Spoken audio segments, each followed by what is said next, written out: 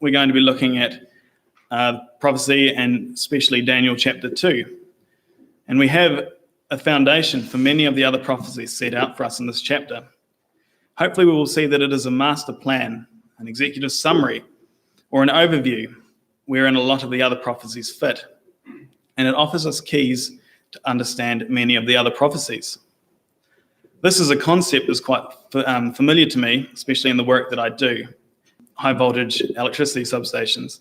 And most of my job is the supervision of building new substations and upgrading existing ones. Now, before I get the job, most of the detail of the work is worked out in collaboration between engineers and the asset owner and what I see at the end is a very large folder full of various drawings. Most of the time we'll find that there's an overview page. And this page, similar to the one I have up there, is a basic overview of what the job is. It's what we're trying to achieve in a very broad sense. And it's probably the drawing I go back to the most. It's a very useful tool to give the rest of the folder meanings. So the rest of the folder can be broken down into sections. Each of the sections relates to a certain part of what the job is up there. This is the job I'm working on currently. And so it is a very useful tool, and it lays a lot of the groundwork for a big picture. And that is what Daniel 2 is. It is that overview page. It's the big picture showing the development of the kingdoms of men throughout history, leading to the arrival of the Lord Jesus Christ. And the other prophecies we will be looking at tonight are the detail. They're showing us the events, how they have happened, and how they will happen in the case of Daniel, and how they are being moved by Yahweh to bring about this goal. And these are varying detail. Now, there's two concepts I want to establish here first before we get into the prophecy itself. Concepts I'm sure most of you are familiar with already, and these concepts are the kingdom of men and also the varying detail of prophecy. If we look quickly at Amos 3 verse 7, we'll deal with the varying detail of prophecy first. It says, "For the Lord does nothing without revealing his secret to his servants, the prophets." And so he has left for us a plan. He is showing us what he has left for us in varying levels of detail. And he says also in Proverbs 25 verse 2 that it is the glory of God to conceal a thing, but the honor of kings to search out a matter. And so he has revealed these things through prophecy in various levels of detail so that we can search them out. So much so that if you're looking at prophecy for the very first time, probably start in Daniel chapter 2, where you have a very simple prophecy, and it is followed by an explanation of what it means. And then that person can understand it. And so prophecy can be simple enough that anyone who wants to look can start somewhere and get an idea of God's plan. But then it can be so detailed that you can spend years studying at huge depths different aspects of the prophecy. And this is the beauty of all aspects of God's word, not just prophecy. There are so many layers of detail. There's always more to understand. So this is great for us. It means that God has established for us this prophecy to show us his plan, to give us confidence and to bolster us. And he has made sure that we can all understand his plan for this earth. Prophecy is meant to be understood, but we actually have to get out and search it out. And God wants us to do this. The other thing I wanted to look at before we started was the kingdom of men. Now, this kingdom of men is part of a greater concept that is throughout the Bible, right from the very start. And that really, when you break it down into its simplest form, is simply good versus evil. This is all through the Bible in various forms. It's light versus darkness, the serpent versus the woman, the sons of God versus the daughters of men. This kingdom of men is man's attempt at removing God and building for themselves a kingdom. The idea is first shown to us in Genesis 3 verse 15, where as many of us will know well, "And I'll put enmity between you and the woman, and between your offspring and her offspring. He shall bruise your head, and you shall bruise his heel." In this verse is the start of the enmity between man, the seed of the serpent, and the righteous, the seed of the woman. But it's not until a little later that we see the beginning of the kingdoms of men. The beginnings of the kingdom of men can be traced, the origins of it can be traced back to Genesis chapter 10, to a man named Nimrod. And I'll just read for you Genesis chapter 10, verses 8 to 10. "And Cush begat Nimrod, and he became a mighty one in the earth. He was a mighty hunter before the Lord. Wherefore it is said, even as Nimrod the mighty hunter before the Lord, and the beginning of his kingdom was Babel. And here is a name that I think we'll all be familiar with, Babel. I'm sure we all have some familiarity with the story of the Tower of Babel. This story is told in the next chapter, and it says in verse 1 that there was only one language in the earth. Verse 2, and it came to pass as they journeyed from the east that they found a plain in the land of Shinar. We'll keep that name in mind. And they dwelt there. And they said one to another, let us make brick, burn them thoroughly. And they had brick for stone, and slime they had for mortar. And they said, go, let us build us a city and a tower whose top may reach to heaven. And let us make a name, lest we be scattered abroad upon the face of the whole earth. And the Lord came down to see the city and the tower which the children of men builded. And the Lord said, behold, the people is one, and they have all one language. And this they begin to do, and now nothing will be restrained from them, which they have imagined to do. Go to, let us go down and confound their language, that they might not understand one another's speech. So the Lord scattered them abroad from thence upon the face of all the earth, and they left off to build the city. Therefore the name of it is called Babel, because the Lord did there confound the language of all the earth, and from thence did the Lord scatter them abroad upon the face of the earth. So here we see the beginning of the kingdoms of men. We see Nimrod. The beginning of his kingdom was Babel, and the purpose of Babel was to reach heaven.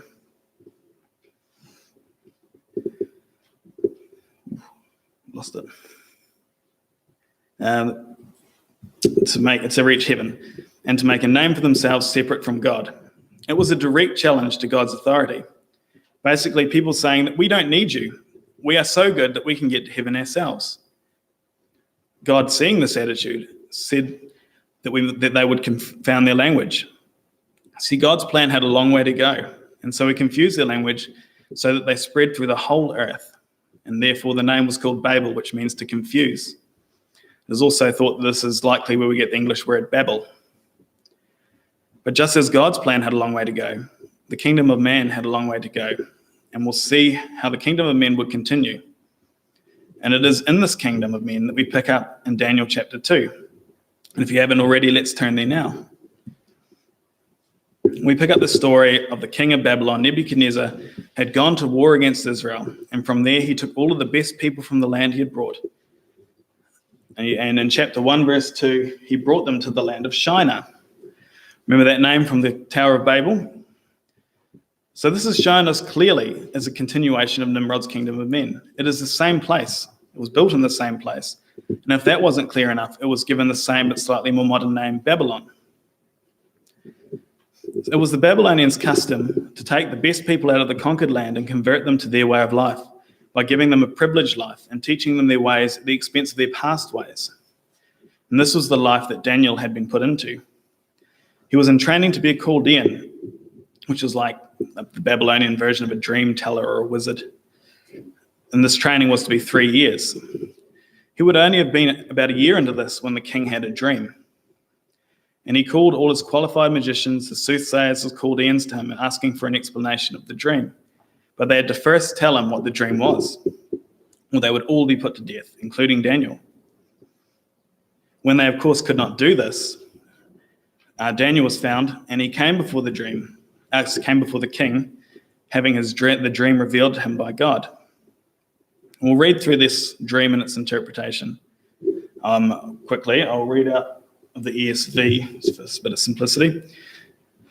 And you saw, O king, a great image, an image mighty and of exceeding brightness, stood before you, and its appearance was frightening. And the head of the image was of fine gold, its chest and arms of silver, its middle and thighs of bronze, its legs of iron, and its feet partly of iron and clay. And as you looked, a stone was cut out by no human hand, and it struck the image on its feet of iron and clay and brake them in pieces.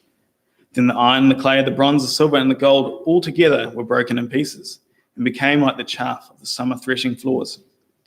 And the wind carried them away, so that not a trace of it could be found.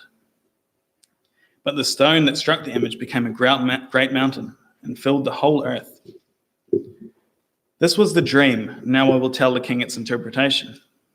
You, O king, the king of kings, to whom the God of heaven has given the kingdom, the power and the might and the glory, and to whose hand he has given, wherever they dwell, the children of man, the beasts of the field, the birds of heaven, making you rule over them all. You are the head of gold. Another kingdom inferior to you shall rise after you, and yet a third kingdom of bronze, which shall rule over you all. There shall be a fourth kingdom strong as iron, because iron breaks into pieces and shatters all things. And the iron that crushes it shall break and crush all these.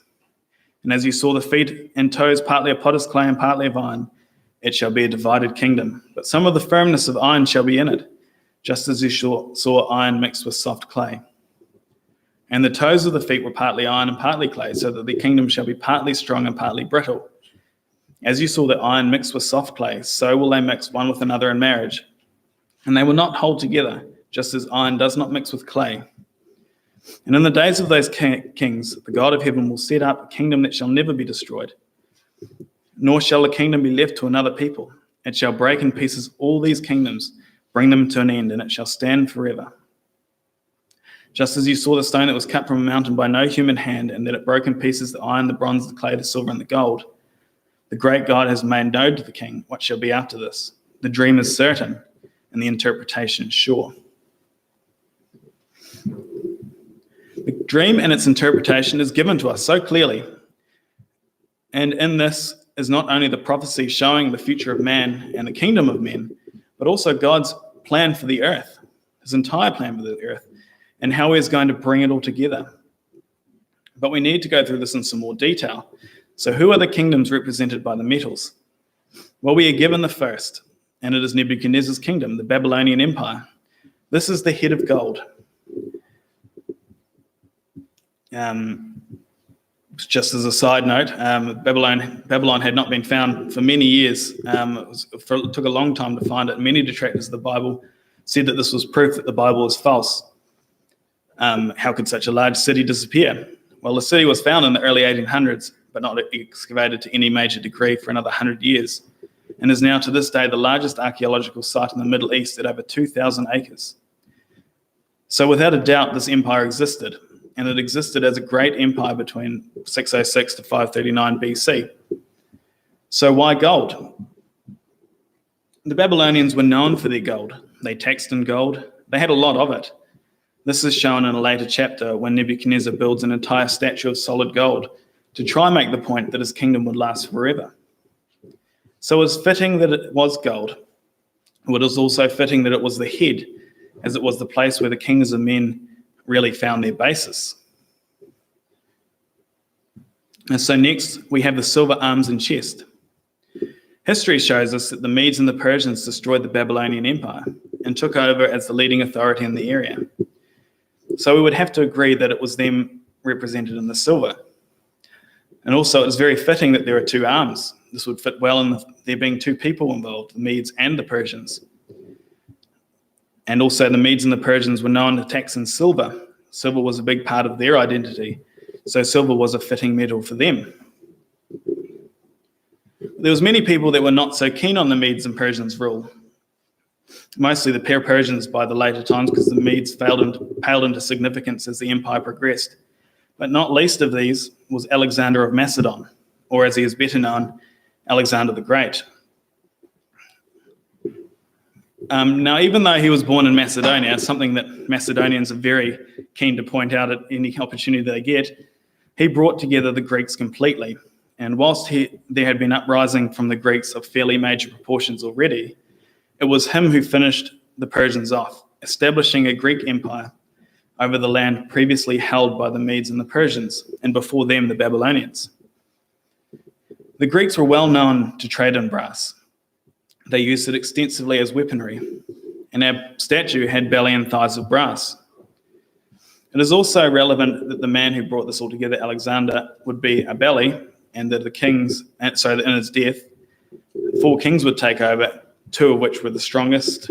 They would be Ptolemy of Egypt and Seleucus, who began the Seleucid Empire, the king of the north and the king of the south. These would be represented in the thighs. Next in line, we have the legs of iron. And iron is a very strong metal, used extensively, and at the time almost exclusively by the Roman Empire, which would make it a fitting as the empire which overthrew the Greeks. Everything about the Romans was iron. It was used in their armor, their weapons, their symbols, and it's what gave them their edge over the surrounding nations. And they took over and extended the territory of their previous nations. Also of note, during the center of the Roman Empire, there was a very clear split in the empire, where there were two capitals, Istanbul and Rome. Constantine set up the second capital in modern-day Istanbul, Constantinople, which is now Istanbul, and this was the religious capital. And there was a separate capital, which was Rome, the original capital, and this is shown to us as the two legs of the image. And lastly, we have the feet of iron and clay. This is given to us as broken and divided empires, partly strong, partly soft. And this we will leave here and come back to a little later on. And lastly, in their vision, we see a stone carved without hands come down from the mountain and strike the image's feet. This very clearly tells us that it was the feet or the final kingdom, and this topples the image of the kingdom of men, grinds it to dust which is blown away, and it is replaced by a stone which grows and fills the whole earth. Daniel identifies this as the kingdom of God, which will stand forever and never be destroyed. And we would take that the stone is Jesus Christ, who will be the catalyst that takes us from the kingdom of men into the age of the kingdom of God.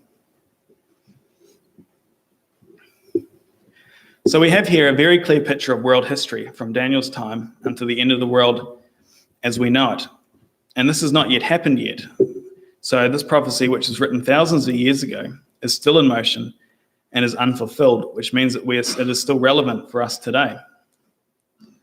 But whilst it is a prophecy and the interpretation is clear, it is quite light on detail. And this is why I would say that it is our overview page. This is our big picture. This is also the title of our evening, that is the foundation of prophecy. So now we're going to look at how it is the foundation and how other prophecies relate back to this overview. Let's see, and let's go and have a look. Let's go over a few pages to Daniel chapter 7. And we'll start in verse 1.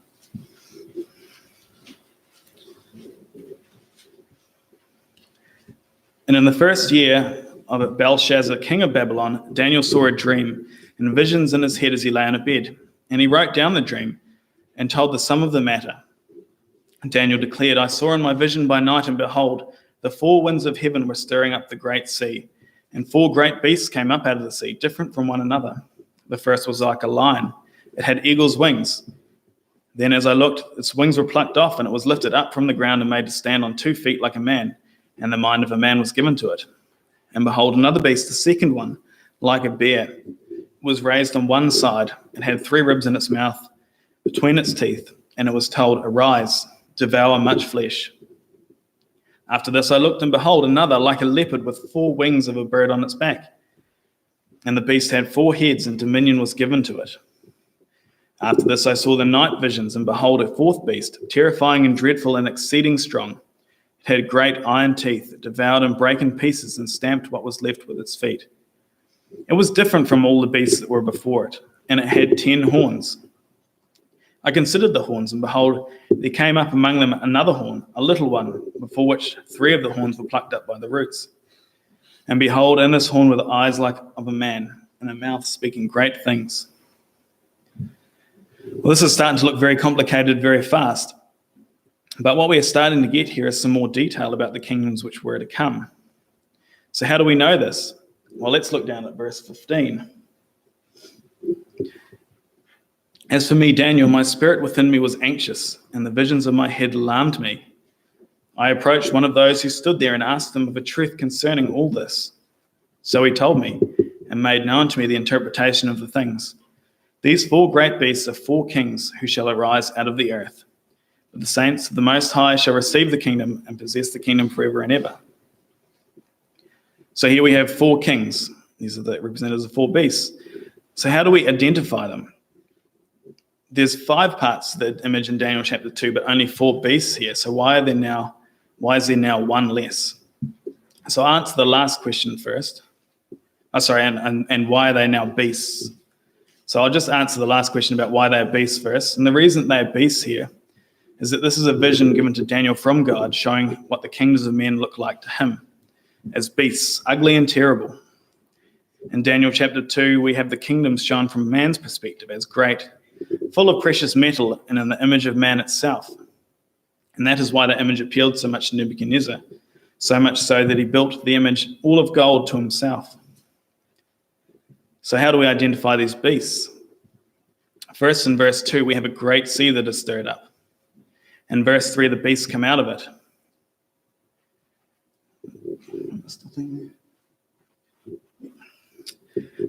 Verse 3, the beasts come out of it. Isaiah 57 verse 20 tells us that the wicked are as a troubled sea. And so these kings are coming out of the wicked nations. It is important for us to understand these representative beasts, not literal beasts.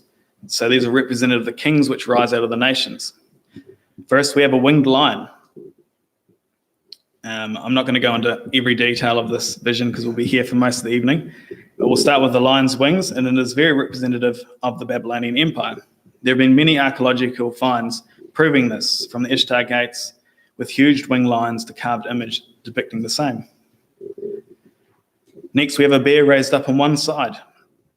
As we know, the Medes and the Persians followed the Babylonians. So do the descriptions fit with them?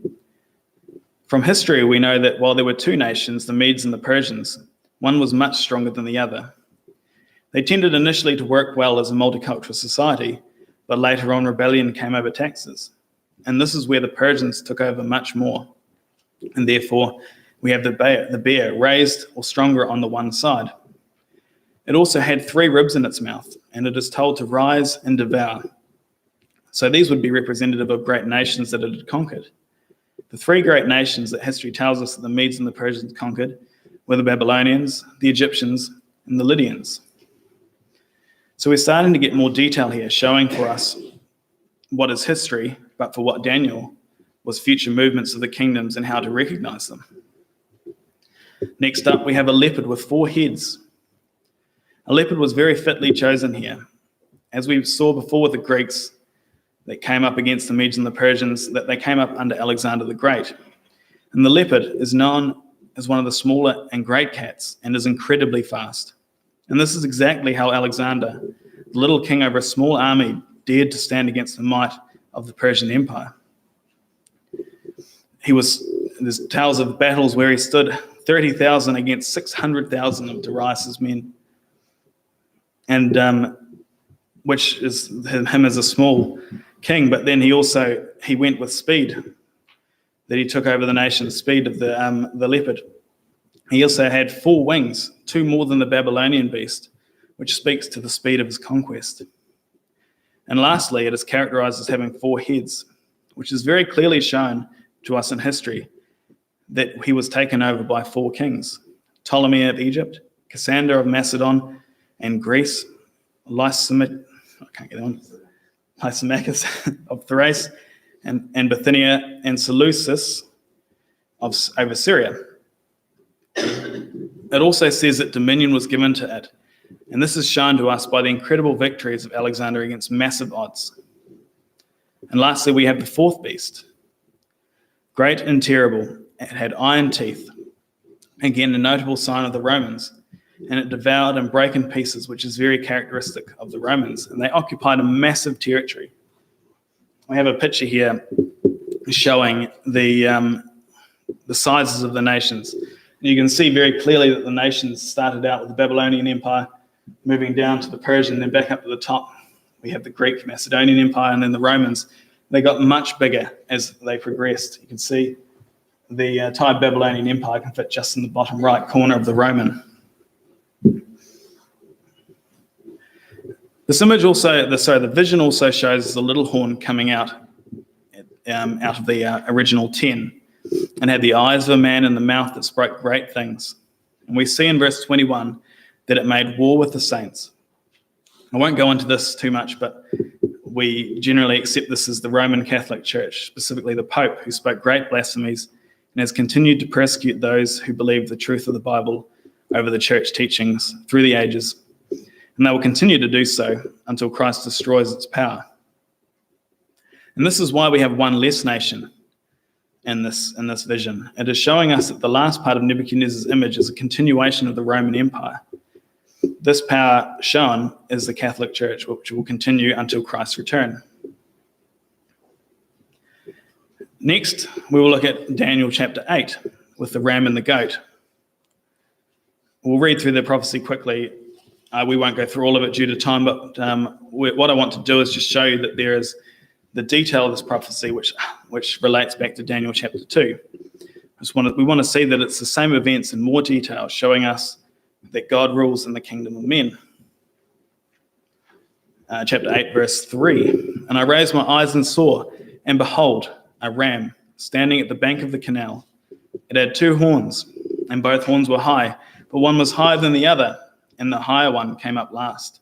And I saw the ram charging westward and northward and southward, and no beast could stand before him, and there was no one that could rescue from his power. He did as he pleased and became great. As I considered, behold, a male goat came from the west from the face of the whole earth, across the face of the whole earth, without touching the ground. And the goat had a conspicuous horn between his eyes. And he came to the ram with the two horns, which I had seen standing on the bank of the canal, and he ran at him in his powerful wrath. And I saw him come close to the ram, and he was enraged against it and struck the ram and brake its two horns. And the ram had no power to stand before it, but he cast him down to the ground and trampled on him. And there was no one that could rescue the ram from his power. Then the goat became exceeding great, but when he was strong, the great horn was broken, and instead of it came up four conspicuous horns towards the four winds of heaven. So here we have the ram standing on the bank of a canal. It had two horns, but one was higher than the other. The higher one came up last. This is the same language and imagery that we saw in the bear. It is the Medes and the Persians, one stronger than the other, and the one coming up after the other. And again, history shows us this is the case. It took the Persians took the territory of the Babylonians and expanded it in every direction. And this shows as the ram charging north and south and east and west. And we saw in the map. We saw that in the map showing the nation's territories. They got bigger as we progressed through the empires. Then we see a goat coming from the west, Greece being west of the Persian Empire, and it had a large horn. This horn being Alexander. And the goat charged and struck the ram, breaking its horns in power, and it could not stand before him. We see in history that it took quite some time for the Greeks to overthrow the Persians. Many years before Alexander destroyed most of the Persians' naval power in the Battle of Salamis, and then they had not the power to take the Greeks until Alexander came along, and he completely trampled down what was left of the empire. And then, what is well recorded in history, that Alexander, who was busy taking over the world, not without some issues, he died suddenly. It was thought from perhaps alcohol poisoning or perhaps someone wanting to take over his kingdom. It was quite common in those days to poison your rivals. And after him came up four kings, which we talked of earlier. This is shown in the four horns that come up. And as you can see, there is now great detail showing the way the kingdoms of men would develop and go through the ages. It also shows us the accuracy of what God is giving us, that he will not leave us blind to his return. It really is amazingly detailed and well worth the time to look through. But this is by no means the only links we could look at in Daniel to compare to chapter 2. But we'll finish off in Daniel now, and we'll go to Revelation. But before we do, we'll look at one last quote, and that's at the end of the end of Daniel chapter 12 and verse 4. But thou, O Daniel, shut up the words and seal the book, even to the time of the end. Many shall run to and fro, and knowledge shall be increased. This pretty much marks the end of God's visions to Daniel. It is to be sealed up until a later date. So how does this prophecy in Daniel extend as a blueprint for prophecy beyond the book of Daniel itself? It certainly does, and we will now turn to Revelation. I'm not going to go into too much detail, for the purposes of time. This is often a daunting book. The symbology of it can be quite complicated. And if we go into depth, we'll be here for quite some time, mostly because I'll still be at home studying it, because it's very in-depth. So when I was a teenager, I was always very keen to get an understanding of Revelation. But inevitably, when we actually got around to studying Revelation, the person that was leading the study would say we'd have to start in Daniel, because it was always said it was to understand Revelation, we must start in Daniel. And this is very true. But as it stands, we would always spend far too much time in Daniel and never really got to Revelation. So I have much to learn about Daniel and Revelation, especially Revelation. But we'll turn quickly and look at Revelation chapter 1, just to get a bit of a foundation. As you may know, Revelation was written after Christ's death and resurrection, and just after AD 70, which saw Jerusalem destroyed and the temple destroyed until not one stone was left upon another. So that's quite an interesting story about how that happened as well. So as this is now many years after Daniel, we will find that the prophecies in this book mostly deal with what is to happen after the time that it was written, as Babylon, Persia, and Greece were now history to the Apostle Paul, who wrote the book. And Daniel chapter 1, verse 1 shows this to us, that the revelation of Jesus Christ, which God gave him to show to his servants the thing that must soon take place. And he made it known by sending his angel to his servant John, who bore witness to the word of God and to the testimony of Jesus Christ, even to all that he saw. Blessed is the one who reads aloud these words of this prophecy, and blessed are those who hear and who keep what is written in it, for the time is near. And also in verse 19, the things that I have seen, the things that are, and the things which are to come. So this is talking about the visions in the book. And we see that we are encouraged to read and understand these. And we are shown that these things are things that Paul has seen, which is chapter 1. The things that are, which are the letters to the 7 ecclesias in chapter 2 and 3, and the things which are to come, which are the rest of the book of Revelation. And so we're going to have a look at a couple of things to try and show that the visions shown in Revelation are getting into the detail of the fourth beast empire and showing its actions through the ages. Something to bear in mind with Revelation, as I'm sure we're all aware, that it is not written in chronological order, and that it shows the fourth beast in many different ways. My father, when I was growing up, he explained this to me as it's like looking at a photo album of a person growing up. The photo of someone who is 25 will look very different from the same person at age 10, but it is the same person. And this is what Revelation is like. It shows us the development of the kingdom of men from Paul's time to us and beyond as snapshots. So with this in mind, let's turn over to Revelation 5, verse 2. And it says there, "And I saw in the right hand of him who sat on the throne a book written within and on the backside, sealed with 7 seals. And I saw a strong angel proclaiming with a loud voice, 'Who is worthy to open the book and to loose the seals thereof?' And no man in heaven nor in earth, neither under the earth, was able to open the book, neither to look thereon. And I wept much, because no man was found worthy to open and read the book, neither to look thereon. And one of the elders said to me, 'Weep not, behold, the Lion of the tribe of Judah, the Root of David, hath prevailed to open the book and to loose the 7 seals thereof.'" So here we have a reopening of the book, which is tying us back to Daniel. And the vision here goes on to talk about the Lamb of God, who is Jesus Christ, who is being the only one worthy to open this book. And in this book, we have visions. We won't go into all of the visions now. We just want to focus on a couple of points.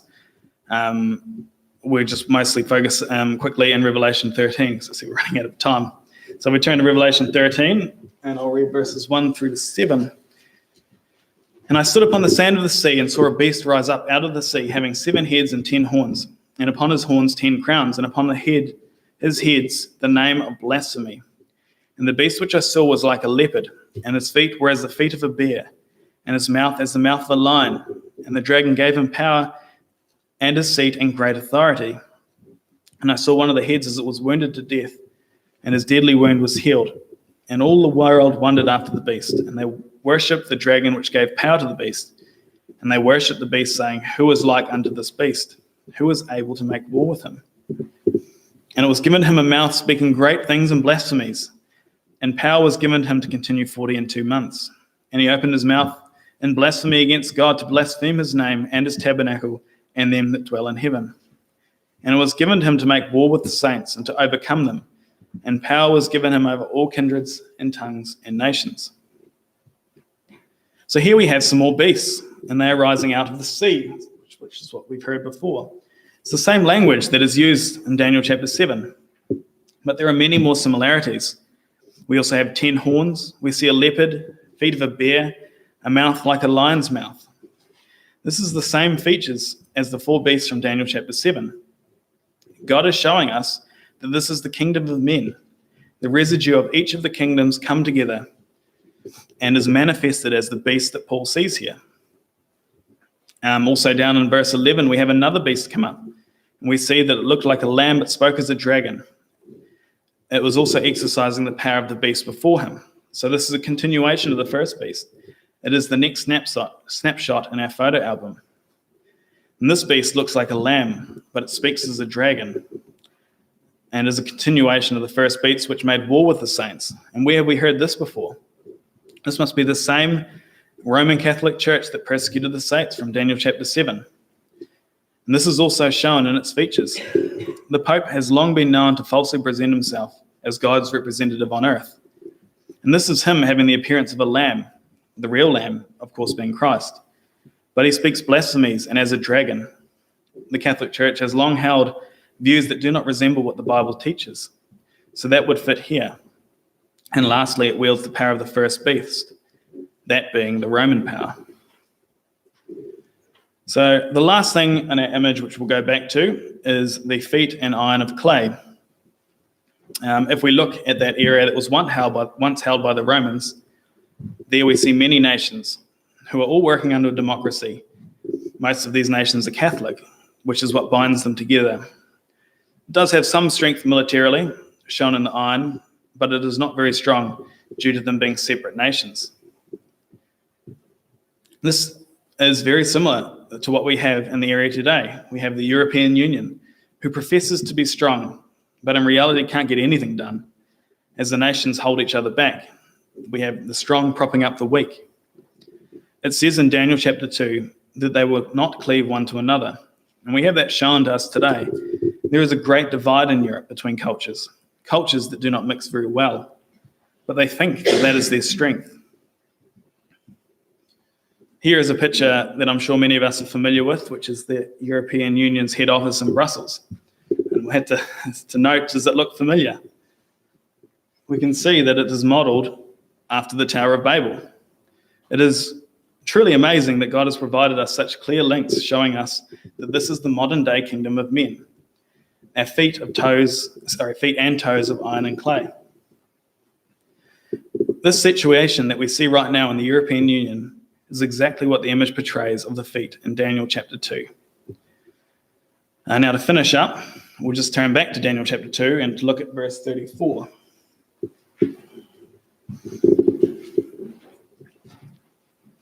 And thou sawest till a stone was cut out without hands, which smote the image upon its feet. There were iron and clay, and brake them to pieces. Then was the iron, the clay, the brass, the silver, and the gold broken to pieces together, and became like the chaff of the summer threshing floors. And the wind carried them away, that no place was found for them. And the stone that smote the image became a great mountain, and filled the whole earth. This is what we are waiting for. We have seen the failure of the kingdoms of men. And to this day, we are living in an incredibly divided world. So we are waiting for the stone to strike the image. Verse 28 says that this will be in the latter days. And verse 35 says that all of the metals will be broken in pieces together. We are waiting for this image to stand finally in defiance to God. And in verse 44, in the days of these kings shall God of heaven set up a kingdom which shall never be destroyed, and the kingdom shall not be left to other people, but it shall break in pieces and consume all of these kingdoms, and it shall stand forever. Forasmuch as thou sawest that the stone was cut out of the mountain without hands, and that it brake in pieces the iron, the brass, the clay, the silver, and the gold, the great God hath made known to the king what shall come to pass hereafter. and the dream is certain, and the interpretation thereof sure. This interpretation is sure. It is going to happen. So let us work together to make sure that we are on the right side when Christ comes.